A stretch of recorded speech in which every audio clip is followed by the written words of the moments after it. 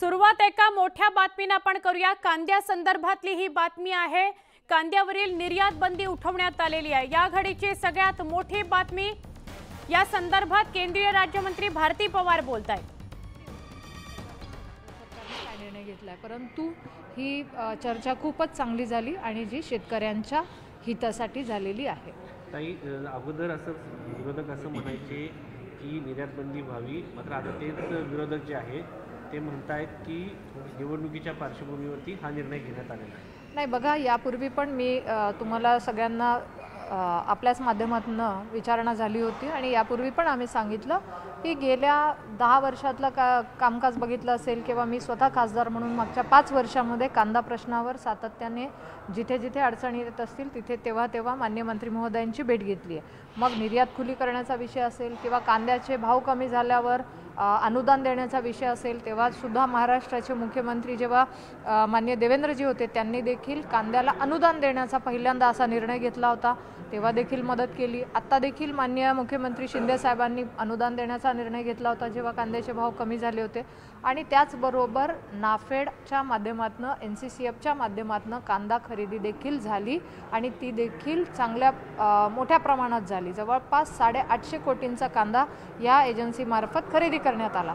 मला असं वाटतं की भारतीय जनता पार्टीचं सरकार आल्यापासून एवढ्या मोठ्या प्रमाणातच खरेदी झालेली आहे आणि त्याबरोबर आमचे सहकारी पक्ष, मी त्यांचंही मनापासून आभार मानते, सातत्याने शेतकरी प्रश्नावर आणि खास करून आमचा जो भाग आहे, मी नाशिक जिल्ह्यातून येते, माझ्या शेजारी नगर जिल्हा आहे, पुण्यातले बरीचशी मंडळी आहे की ज्याच्यामध्ये कांदा चांगल्या प्रतीचा उत्पन्न होतो, त्यांच्याकडनं सातत्याने मागणी होत होती आणि एक तिथले लोकप्रतिनिधी म्हणून आम्ही सातत्याने पाठपुरावा करत होतो, त्याला यश आलं। याचबरोबर केंद्रीय मंत्री डॉक्टर मनसुख मांडवियाजी यांच्याकडे देखील हा विषय आम्ही चर्चेला घेतला होता, पियुष गोयल साहेबांकडे घेतला होता आणि त्यांनी सुद्धा याच्यावर आपण चांगला सकारात्मक निर्णय घेऊ असा शब्द दिला होता आणि त्या दृष्टीने हा निर्णय होतो, याचा आम्हाला आनंद आहे। शेतकऱ्यांना कसा फायदा होणार या सगळ्याचा? बघा, निर्यात खुली व्हावी कारण आवक वाढते आहे आणि त्या दृष्टीने आवक वाढेल तसा आपण निर्णय घेऊ असं ठरलं होतं आणि त्या दृष्टीने हा निर्णय झाला तर नक्कीच शेतकऱ्याला याचा फायदाच होईल, कारण की निर्यात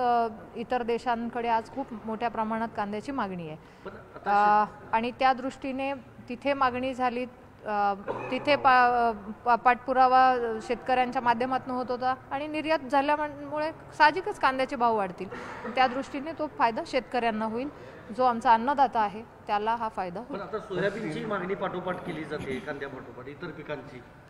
बघा, सरकारने यापूर्वी सांगितलं की जिथे जिथे शेतकरी अडचणीत असेल तिथे तिथे वेगवेगळ्या प्रकारे अनुदान असेल किंवा निर्यात असेल किंवा MSPचा भाव देणं असेल, या दृष्टीने चांगले निर्णय घेतलेले आहे आणि आता कांदा प्रश्नावर पण चांगला निर्णय घेतलेला आहे ज्याच्याने शेतकऱ्यांना फायदा होईल। काही 3 लाख मेट्रिक टन पर्यंत काही मर्यादा असेल किंवा काही सशर्त असेल त्याबद्दल काय सांगाल? नक्कीच आम्हाला जी माहिती मिळाली की किंवा जी आज मीटिंग झाली त्या माध्यमातून त्यांनी सांगितलं की चांगला निर्णय घेण्यात आलेला आहे निर्यात खुली करण्याबाबत। आत्ता त्या बाबतीत मात्र नोटिफिकेशन आल्यानंतर ते जे त्याचे डिटेल्स आहेत त्याच्यानंतरच हे खरं क्लिअर होईल।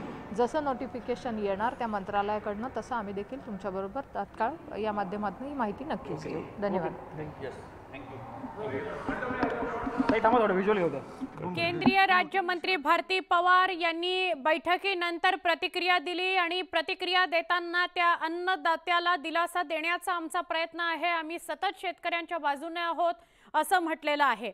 निर्यात बंदी उठवण्याचा निर्णय झालेला आहे। केंद्राने सगळ्यात मोठा निर्णय घेतलाय, कांद्यावरची निर्यात बंदी उठवा याकरता शेतकरी इरेपल्ला पेटलेले होते आणि आता शेतकऱ्यांच्या हिताचा निर्णय झालेला आहे, कांदा उत्पादकांच्या हिताचा निर्णय झालेला आहे।